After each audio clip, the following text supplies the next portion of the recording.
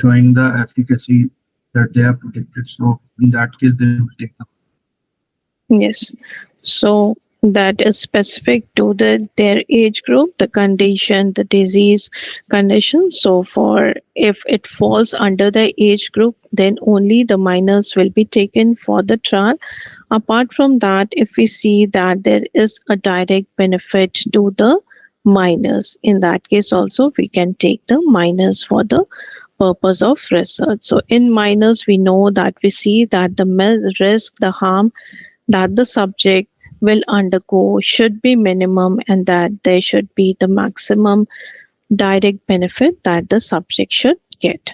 So all these points are being covered under Article 32. Is this clear? Yes, ma'am. Yes. Yes, ma'am.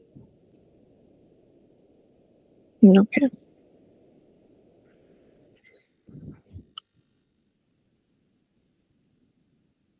So suppose if we want to do the trial for pregnant females or breastfeeding females, so there is a particular guideline which is covered under Article 33, which talks about that if we want to do a trial taking pregnant females or breastfeeding females, so what are the guidelines, what are the precautions that we need to follow?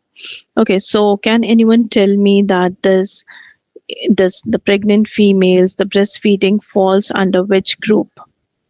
Vulnerable. Vulnerable.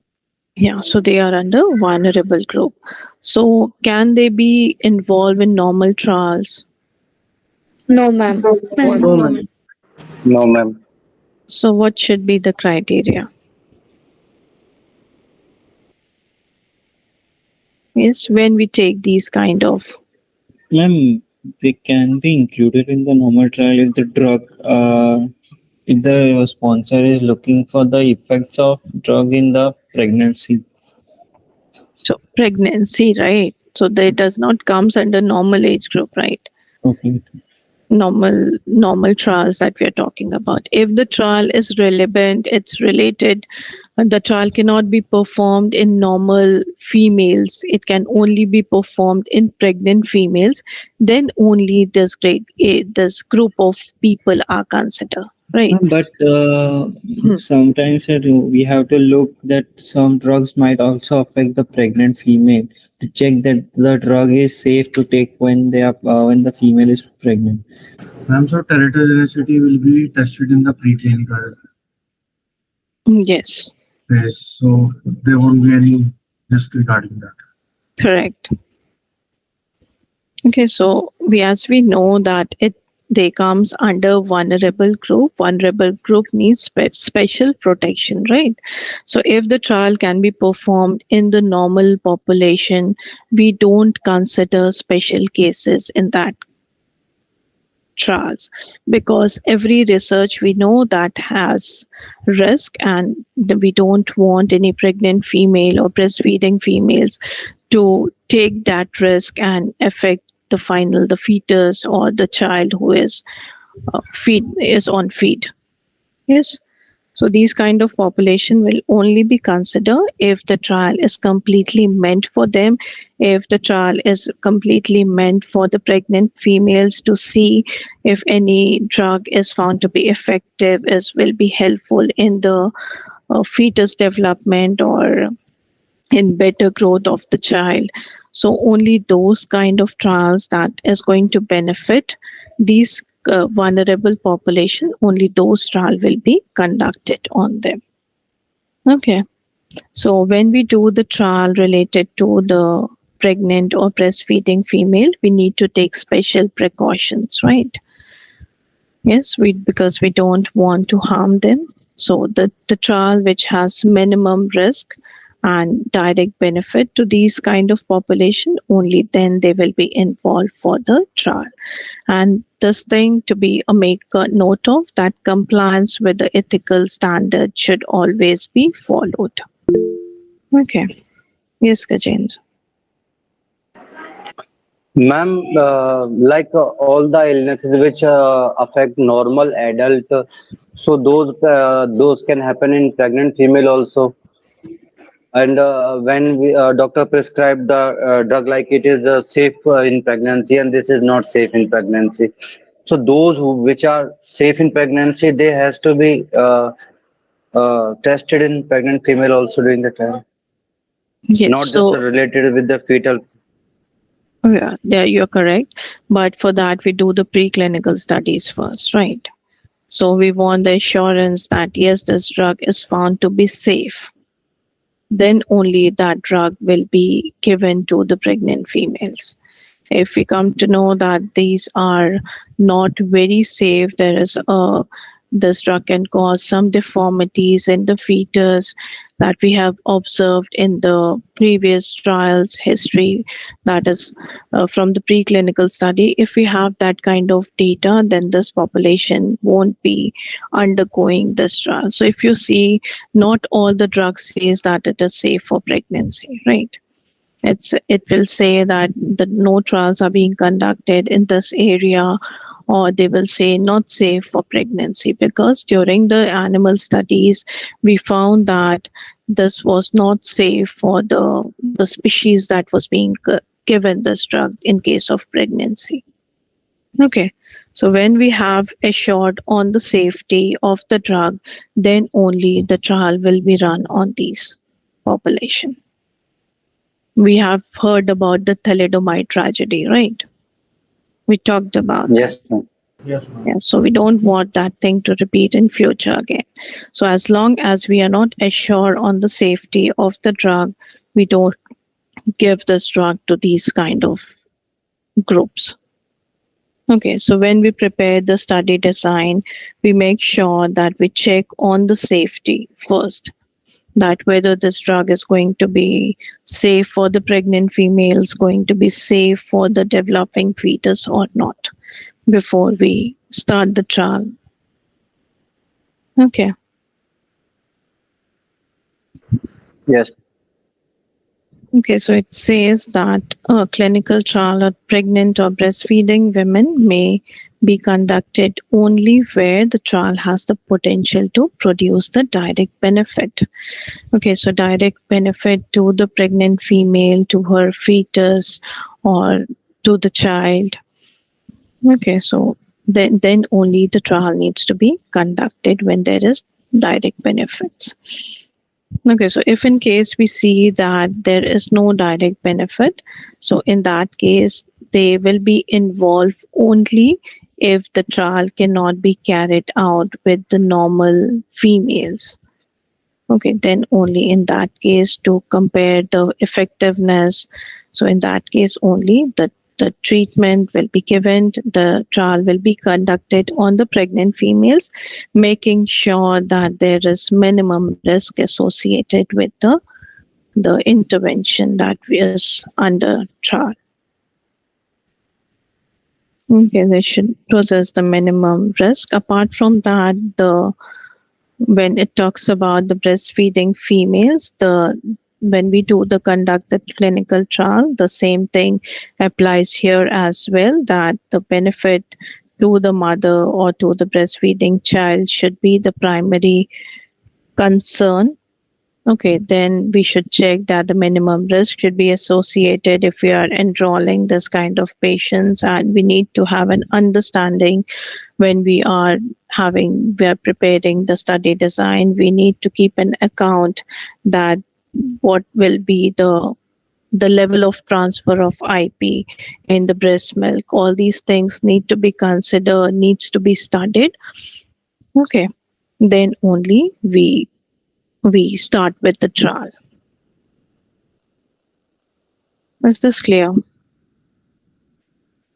Yes, ma'am. Yes, ma'am.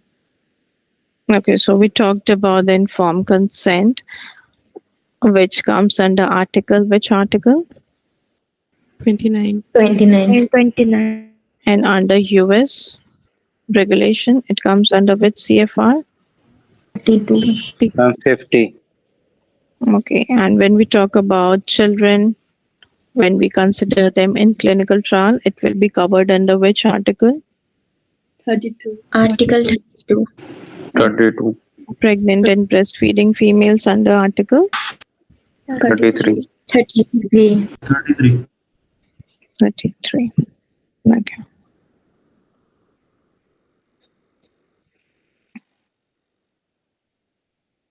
Okay, then moving to article number 9, which talks about the person assessing the application. So we know that now the trial needs to be conducted and the application is being submitted. So who has the right to do the assessment for the application that is being submitted? Okay, so in this article 9, it talks about the person who is eligible to conduct the assessment of the application. So who is going to review, who is going to judge, who is going to give the final decision. So for that, what is the criteria for that person to be in the member list, in the review panel? So the person who holds no conflict of interest. Okay, so the person who has no association, is not associated with the trial, is not holding any interest from the sponsor side or from the investigator or site. So that person is not connected in any way. So that person should be an independent person, no relationship with the sponsor, trial site, and the investigator. Okay, so that person should be considered to be in the review panel. Apart from that, so that person, the reason why we check for the conflict of interest of the person who is going to do the assessment of the application, what do you think? What should be the reason? He will give the fair reason, ma'am, without any bias, because he don't have any interest in that result. So he'll give the fair reason. Yeah. So if we hold any conflict of interest, he can be biased in giving the final approval. He can be biased in giving the approval. Right. If he is holding some financial interest from the sponsor side, he will approve the study without considering whether this application needs to be approved, without doing the assessment for risk benefit. He will just approve it.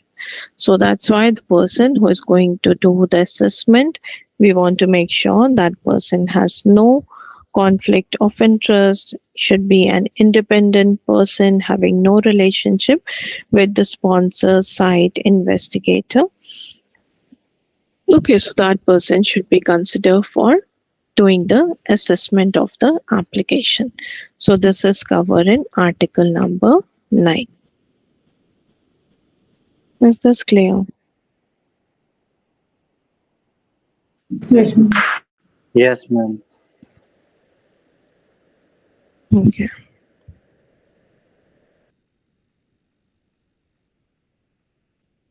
So we have done. So reporting of suspected, unexpected, serious adverse reaction by sponsor to the agency. So if in case any unexpected, the unexpected means the serious adverse event, that is That was not. Which does That not show happened any out of causal nowhere. relationship with the drug. no, I'm asking when we will say that it was unexpected. Yeah, so that you're saying the relationship assessment, that will go to that later. From where we'll come to know that this we are not expecting from this drug. This the side effect that occurred is unexpected. How we will come to Ma'am, based on his preclinical studies and during the drug discovery, whether this drug affect that system or can show that effect. Okay, so where we will find this information? During trial. Is there any document where we can find it? Investigation brochure. Good. So from the investigator brochure, we'll come to know whether this adverse event, the serious adverse event that has occurred is mentioned there or not. If it is not mentioned in the side effects or the adverse effects that the drug can cause, if it is not there, then we will say it is unexpected. The thing that was not being expected, but it occurred, so it becomes unexpected. Okay. So unexpected serious adverse reaction, if it occurs, then it says that it's the sponsor's responsibility to report it to the agency within 15 calendar days. They need to report all the suspected. They were suspecting, but it was not seen, or it is not being mentioned in the investigator's brochure. So it was not expected, but then this thing Ma'am, occurred. So here it is mentioned that this serious suspected and unexpected serious adverse event was initially non-fatal. So that non-fatal one should yeah, be reported or not. no, that's what we are saying, that the thing that has occurred, it was not mentioned before that this thing is going to Ma'am, but they knew that it is a side effect. sorry. Ma'am, but they knew it was an adverse event. Yeah, so it was adverse event, but it was not serious adverse event. So it is one of the side effect. But now in this case, we have seen that now the patient, after taking this, is in a very serious condition, is near to death. This Ma'am, is any not example expected. you would like to give? Example, if I quote for this, would be,